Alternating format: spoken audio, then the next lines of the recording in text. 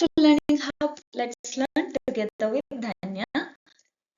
ഇന്ന് നമുക്ക് കേസസ് അമെൻമെന്റ് നമ്മൾ പാർട്ട് 5 വരെ ഡിസ്കസ് ചെയ്ത് വെച്ചിട്ടുണ്ടായിരുന്നു. ഇനി അതിന്റെ അടുത്ത പാർട്ടാണ് പാർട്ട് 6. ഓക്കെ, അപ്പം വീഡിയോ അവസാനം വരെ കാണാം, സ്കിപ്പ് ചെയ്യാതെ കാണാം. എക്സാം ആവാൻ ഒരു 2 ദിവസമേ ഉള്ളൂ. അപ്പം ജസ്റ്റ് ഒന്ന് കേട്ട് പോവുക. ഓക്കെ, സോ നമുക്ക് ക്വസ്റ്റ്യൻസ് നോക്കാം. വേഗം ക്വസ്റ്റ്യൻസ് ആയിട്ടാണ് നമ്മൾ പഠിക്കുന്നത് കേട്ടോ. അപ്പം വീഡിയോ ആദ്യമായിട്ട് കാണുന്നവരും ചാനൽ സബ്സ്ക്രൈബ് ചെയ്യാതെ കാണുന്നവരുണ്ടെങ്കിൽ ചാനൽ ഒന്ന് സബ്സ്ക്രൈബ് ചെയ്ത് സപ്പോർട്ട് ചെയ്യുക കേട്ടോ. അടുത്തുള്ള ബെൽ ബട്ടൺ കൂടി എനേബിൾ ചെയ്യുക. വീഡിയോ ഇഷ്ടമാണെങ്കിൽ ലൈക്ക് ചെയ്യുക, യൂസ്ഫുൾ ആർക്ക് ഷെയർ ചെയ്തുകൂടെ കൊടുക്കുക. ഓക്കെ, പിന്നെ നിങ്ങളുടെ അഭിപ്രായങ്ങളും അതുപോലെ തന്നെ നിർദ്ദേശങ്ങളും, നമുക്ക് സജഷൻസും ഫീഡ്ബാക്സ് ഒക്കെ നമ്മുടെ കമന്റ് ബോക്സിൽ വരട്ടെ. ഓക്കെ, ആദ്യത്തെ നമുക്ക് ക്വസ്റ്റ്യൻ അല്ല, സെക്ഷൻ 28 നമ്മൾ ലാസ്റ്റ് പറഞ്ഞു നിർത്തിയത് അവിടെയാണ്. സെക്ഷൻ 28 കമ്മിറ്റി ഇലക്ഷൻ ആണ്, അപ്പോയിന്റ്മെന്റ് ഓഫ് കമ്മിറ്റി. ഓക്കെ, അപ്പം സെക്ഷൻ 28(1)(c)യിൽ വന്നിട്ടുള്ള അമെൻമെന്റ് ആണ് പറയണത്. ഓക്കെ, ഇത് അമെൻമെന്റ് ഇല്ലാത്തത്.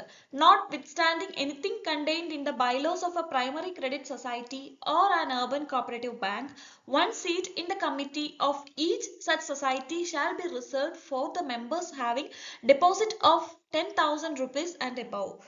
ഓക്കെ, അതായത് ഒരു പ്രാഥമിക കാർഷിക സംഘം അല്ലെങ്കിൽ ഒരു അർബൻ കോപ്പറേറ്റീവ് ബാങ്ക് ആണെങ്കിൽ അവരുടെ ബൈലോയിൽ എന്തെന്നെ പറഞ്ഞിരുന്നാലും 10,000 രൂപയോ കൂടുതലോ നിക്ഷേപമുള്ള ഒരു അംഗത്തിന് വേണമെങ്കിൽ സൊസൈറ്റിയിലെ ഭരണസമിതി ഇലക്ഷനിലേക്ക് ഒരു സീറ്റ് സംവരണം ചെയ്ത് വെക്കാമെന്നുള്ളതാണ് പറയണത്. ഓക്കെ, അപ്പം ഇത് മുൻപ് ഉണ്ടായിരുന്നതാണ്. ഇപ്പം അത് മാറി 10,000 രൂപ ഡെപ്പോസിറ്റ് അല്ല, പകരം 25,000 രൂപ ഡെപ്പോസിറ്റ് ഉണ്ടെങ്കിലാണ് ഒരു സീറ്റ് സംവരണം ചെയ്ത് വെക്കാനായിട്ട് പറ്റുള്ളൂ. ഓക്കെ, അപ്പൊ ആ 10,000 rupees മാറി ഇപ്പൊ 25,000 എന്ന് മാറിയിട്ടുണ്ട്. ഓക്കെ, സെക്ഷൻ 28(1)(c)യിൽ. ഇനി ഇത് കഴിഞ്ഞിട്ട് ഒരു സബ്സെക്ഷൻ കൂടിയിട്ട് ആഡ് ചെയ്യുന്നുണ്ട്, സബ്സെക്ഷൻ 28(1)(ca).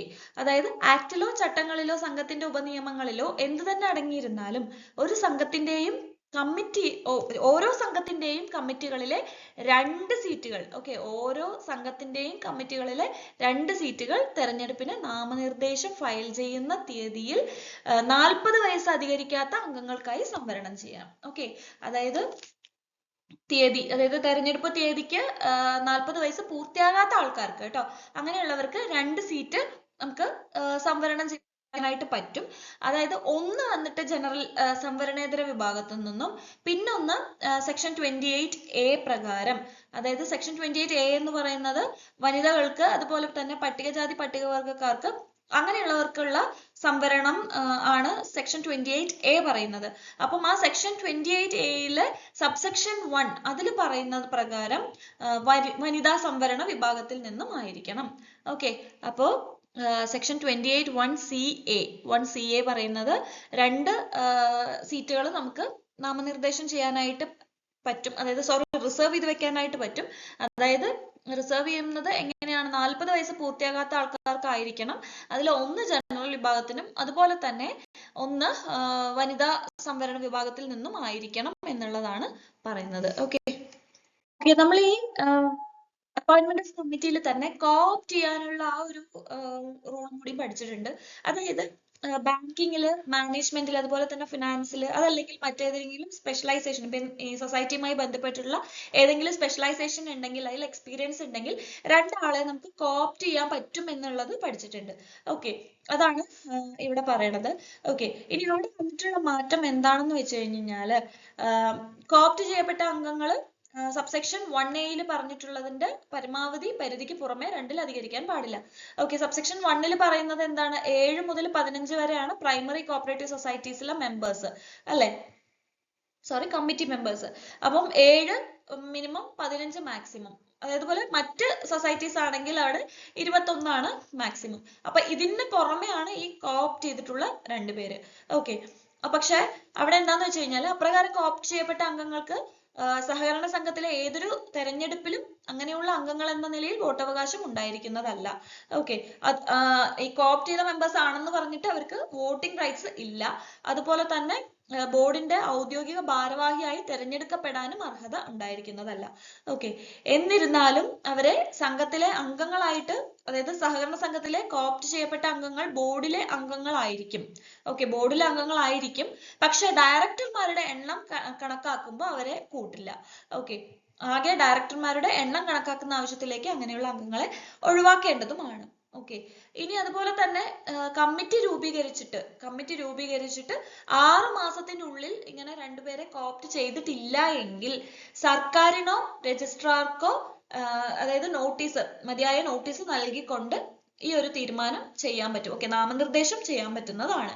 ഓക്കെ, ഇത്രയാണ് കോപ്ഷൻ അതിൽ വന്നിട്ടുള്ള ഇത്. കോപ്റ്റഡ് നമുക്ക് ഇതിന്റെ ക്വസ്റ്റ്യൻ നമുക്ക് എക്സാമിന് വന്നിട്ടുണ്ട് കേട്ടോ, അതുകൊണ്ടാണ് ഇത് എടുത്ത് പറയുന്നത്. ചെറിയ പോയിന്റ്സ് ആണെങ്കിൽ കൂടിയിട്ട് നമുക്ക് എക്സാമിന് വന്നിട്ടുള്ള ക്വസ്റ്റ്യൻ ആയതുകൊണ്ടാണ് ഇത് എടുത്ത് പറയുന്നത്. Okay, question number 36. നമ്മൾ 35 questions ആണ് മുമ്പ് ഡിസ്കസ് ചെയ്തിട്ടുള്ളത്. Okay, as per section dash of KCS Act 1969, no member of a committee shall be the president or chairman of more than one society of the same type or more than dash societies of different types. Okay, അപ്പം ഇത് committee ഇലക്ഷനിൽ തന്നെ വരുന്നതാണ്. അപ്പൊ section 28(3) ആണ്. Okay, section 28(3) 28ാമത്തെ section 3ാമത്തെ sub section. Okay, അപ്പം അതിലെന്താണ് മുൻപ് എന്താ പറഞ്ഞിട്ടുള്ളതെന്ന് വെച്ച് കഴിഞ്ഞാല് ഒരു കമ്മിറ്റിയിലെ യാതൊരു അംഗവും അതേ സ്വഭാവമുള്ള ഒന്നിലധികം സംഘങ്ങളിലെ പ്രസിഡന്റോ ചെയർമാനോ ആയിരിക്കാൻ പാടില്ലാത്തതാണ്. ഓക്കെ, അപ്പോ ഒരു കമ്മിറ്റിയിലെ യാതൊരു അംഗവും അതേ സ്വഭാവം, ഇവിടെ നോക്കൂ, സെയിം ടൈപ്പ് ആയിട്ടുള്ള സൊസൈറ്റീസിൽ ഒന്നിൽ കൂടുതൽ സൊസൈറ്റീസിൽ പ്രസിഡന്റ് ഓർ ചെയർമാൻ ആവാൻ പാടില്ല. എങ്കിൽ ഡിഫറെന്റ് ടൈപ്സ് ഓഫ് സൊസൈറ്റീസിന്റെ കേസ് വരികയാണെങ്കിൽ അവിടെ എത്ര സൊസൈറ്റീസിൽ അവർക്ക് ചെയർമാനോ പ്രസിഡന്റോ ആവാം? അവിടെ 2 എണ്ണത്തിലാവാം. ഓക്കെ, അപ്പോൾ ഒരേ തരത്തിലുള്ള സൊസൈറ്റികളാണെങ്കിൽ അവിടെ ഒന്നിൽ കൂടുതൽ സൊസൈറ്റികളിൽ ചെയർമാൻ ആവാൻ പാടില്ല അല്ലെങ്കിൽ പ്രസിഡന്റ് ആവാൻ പാടില്ല. പക്ഷെ ഡിഫറെന്റ് ടൈപ്സ് ഓഫ് വേറെ തരത്തിലുള്ള സൊസൈറ്റീസ് ആണെങ്കിൽ അവിടെ 2ൽ കൂടുതൽ സൊസൈറ്റികളിൽ ആവാൻ പാടില്ല, പ്രസിഡന്റ് ഓർ ചെയർമാൻ ആവാൻ പാടില്ല. ഓക്കെ, ഇതാണ് അമെന്റ്മെന്റ് വന്നിട്ടുള്ളത്. അപ്പൊ ഇവിടെ ഒന്നിൽ കൂടുതൽ എന്ന് മാത്രമായിരുന്നു നമുക്ക് മുമ്പ് ഉണ്ടായിരുന്നത്. ഇപ്പൊ ഒന്നിൽ കൂടുതൽ സംഘവും അതുപോലെ തന്നെ വ്യത്യസ്തങ്ങളായ സംഘമാണെങ്കിൽ അവിടെ 2ൽ കൂടുതൽ സംഘത്തിന്റെ എന്നുള്ളത് കൂട്ടിച്ചേർക്കാനായിട്ട് പറഞ്ഞിട്ടുണ്ട്. ഓക്കെ, സെക്ഷൻ 28(3) ആണ്. Okay, അടുത്തത് 37th question. The state chief cooperative election commissioner shall be an officer not below the rank of dash as per section dash of KCS Act 1969. Okay, അതായത് നമ്മളുടെ state chief cooperative election commissioner, അതായത് സംസ്ഥാന സഹകരണ തെരഞ്ഞെടുപ്പ് commission. Okay, അപ്പം അതില് ഓഫീസറിന്റെ rank ആണ് ചോദിക്കുന്നത്, ഏത് സെക്ഷൻ ആണെന്നും ചോദിക്കുന്നുണ്ട്. ഓക്കെ, അപ്പം സ്റ്റേറ്റ് കോപ്പറേറ്റീവ് ഇലക്ഷൻ കമ്മീഷൻ പറയുന്നത് സെക്ഷൻ 28(b)യിലാണ്. അപ്പം എന്തിനാണ്? അതായത് പ്രസിഡന്റ്, വൈസ് പ്രസിഡന്റ്, അതുപോലെ തന്നെ റെപ്രസെന്റേറ്റീവ് ജനറൽ ബോഡി, അതായത് പ്രാതിനിധ്യ പൊതുയോഗം. അപ്പൊ ഇങ്ങനെയുള്ള ഇലക്ഷൻസ് നടക്കുന്നുണ്ടെങ്കിൽ അത് എവിടെ? നമുക്ക് സഹകരണ സംഘത്തിലെന്ന് മാത്രമാണ് മുമ്പ് പറഞ്ഞിട്ടുള്ളത്. അത് മാറിയിട്ട് ഇപ്പം സഹകരണ സംഘത്തിലായാലും സ്റ്റേറ്റ് കോപ്പറേറ്റീവ് യൂണിയനിലായാലും സർക്കിൾ കോപ്പറേറ്റീവ് യൂണിയനിലായാലും ഇലക്ഷൻ നടത്തുന്നുണ്ടെങ്കിൽ അതിന്റെ മൊത്തത്തിലുള്ള മേൽനോട്ടം, സംവിധാനം, നിയന്ത്രണം, അതുപോലെ തന്നെ ഇലക്ട്രൽ റോൾ തയ്യാറാക്കുന്നത്, ഇതെല്ലാം ആരുടെ ഡ്യൂട്ടിയാണ്? സ്റ്റേറ്റ് കോപ്പറേറ്റീവ് ഇലക്ഷൻ കമ്മീഷന്റെ ഡ്യൂട്ടിയാണ്. ഓക്കെ, അപ്പൊ ഇതെല്ലാം ചെയ്യേണ്ടത് സ്റ്റേറ്റ് കോപ്പറേറ്റീവ് ഇലക്ഷൻ കമ്മീഷന്റെ ഇതനുസരിച്ചിട്ടായിരിക്കണം. ഓക്കെ, അപ്പോൾ അതാണ് ഒന്നാമത്തെ ഈ 28(b)യിലെ ഒന്നാമത്തെ അമെന്റ്മെന്റ്. രണ്ടാമത് എന്താന്ന് വെച്ച് കഴിഞ്ഞാല് നമുക്ക് ഇതിനു വേണ്ടിയിട്ട് 3 പേരാണ് ഉള്ളത്, കമ്മീഷണേഴ്സ്. അതിൽ ഒരാൾ ചീഫ് കോപ്പറേറ്റീവ് ഇലക്ഷൻ കമ്മീഷണർ ആയിരിക്കും, മറ്റ് അഡീഷണൽ 2 കമ്മീഷണേഴ്സും കൂടി ഉണ്ടായിരിക്കും. ഓക്കെ, ഇനി ചോദിക്കുന്നത് ചീഫ് കമ്മീഷണറിന്റെ റാങ്ക് എങ്ങനെയാണെന്നുള്ളതാണ്. മുൻപ് പറഞ്ഞിട്ടുള്ളത് സ്പെഷ്യൽ സെക്രട്ടറി ആയിരിക്കണം, ഗവൺമെന്റിന്റെ സ്പെഷ്യൽ സെക്രട്ടറി ആയിരിക്കണം എന്നുള്ളത് മാത്രമേ പറഞ്ഞിട്ടുള്ളൂ. പക്ഷെ അത് നിയമവകുപ്പിന്റെ ആയിരിക്കണം എന്നുള്ളതാണ് ഇപ്പം മാറ്റിയിട്ടുള്ളത്.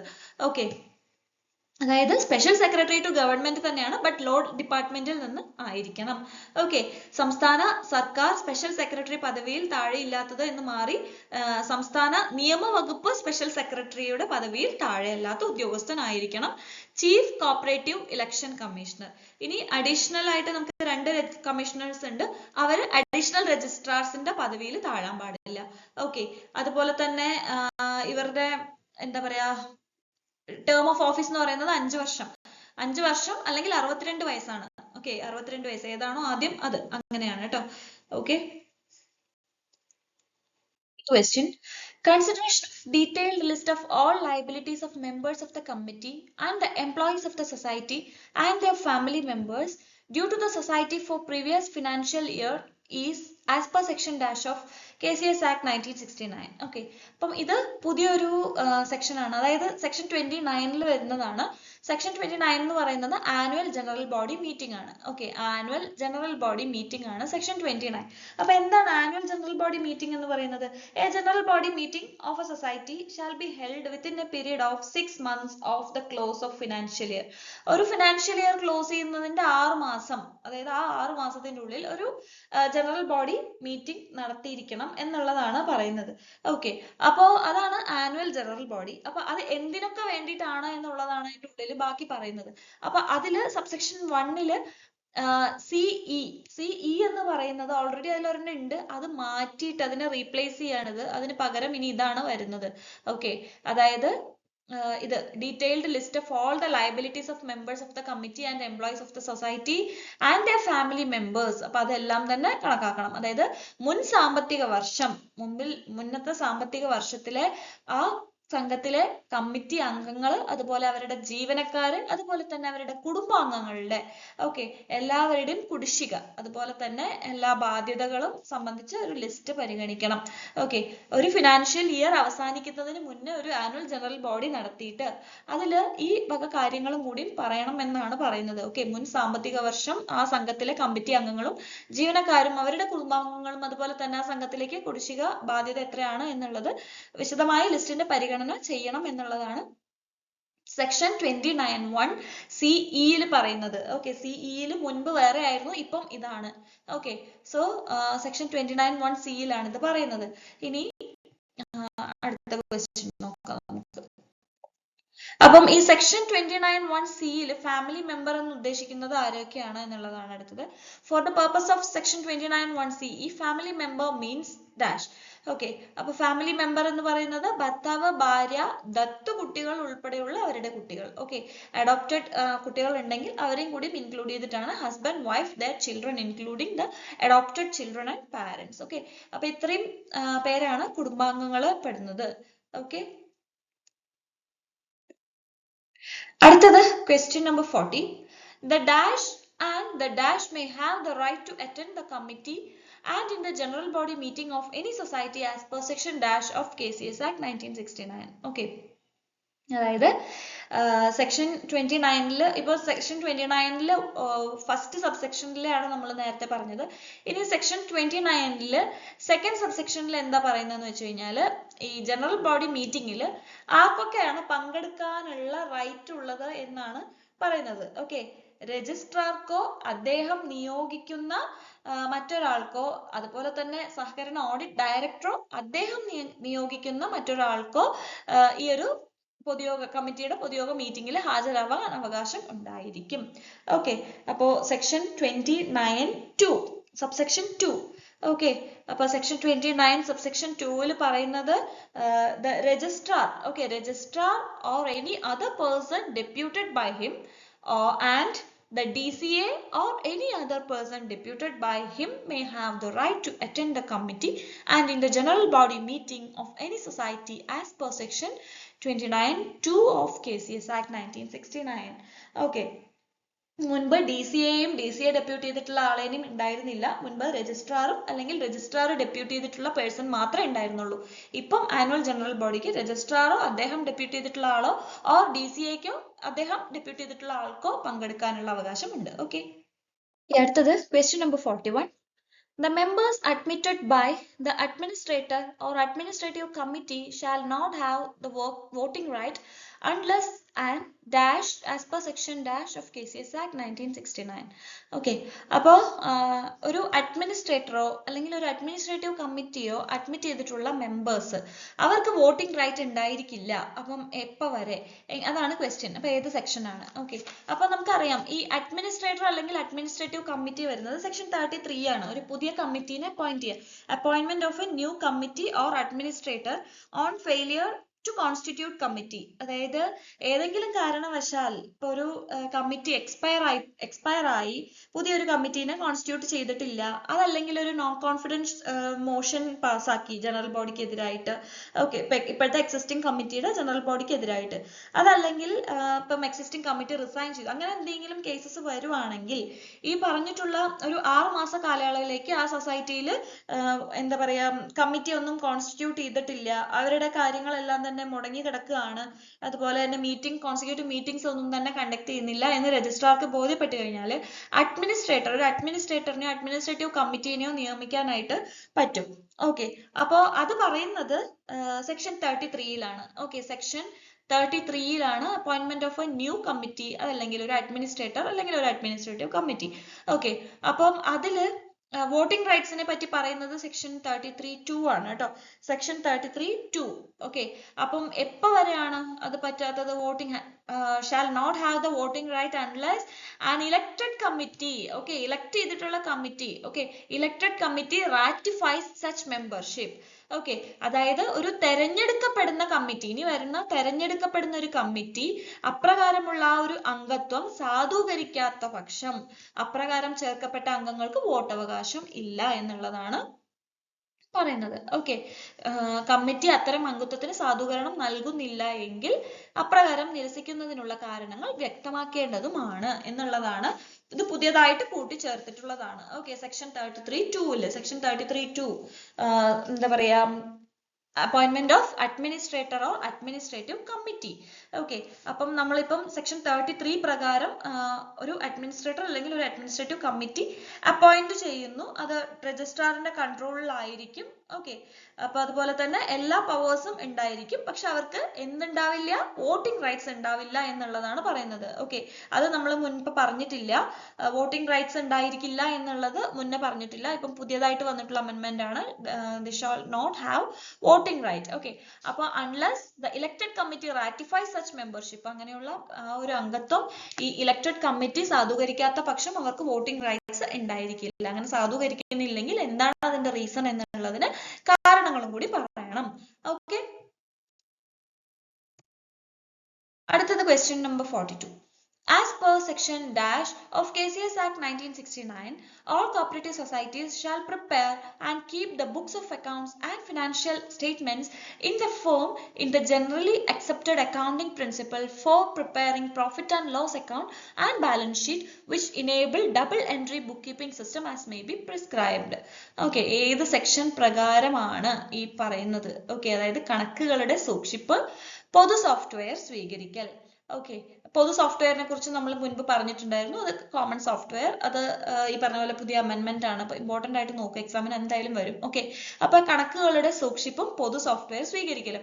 എല്ലാ സഹകരണ സംഘങ്ങളും നിർണയിക്കപ്പെട്ട പ്രകാരം ലാഭനഷ്ട കണക്കും ബാലൻസ് ഷീറ്റും തയ്യാറാക്കുന്നതിന് പൊതുവായി അംഗീകരിക്കപ്പെട്ടിട്ടുള്ള അക്കൗണ്ടിംഗ് തത്വത്തിൽ നിർദ്ദേശിച്ചിരിക്കുന്ന ഫോറത്തിൽ double entry book keeping system സാധ്യമാക്കുന്ന തരത്തിൽ അക്കൗണ്ട് ബുക്കുകളും സാമ്പത്തിക സ്റ്റേറ്റ്മെന്റുകളും തയ്യാറാക്കി സൂക്ഷിക്കേണ്ടതാണ്.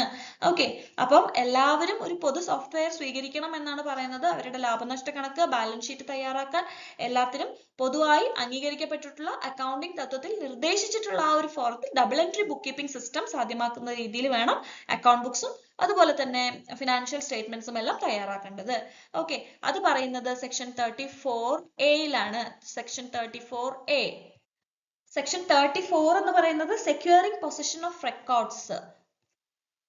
അതായത് ഈ റെക്കോർഡ്സ് ഒക്കെ നമ്മൾ കൈവശപ്പെടുത്തുന്നത് എങ്ങനെയാണ് എന്നുള്ളതാണ് section 33. Okay, securing the position of records പറയുന്നത് സെക്ഷൻ 34 ആണ്.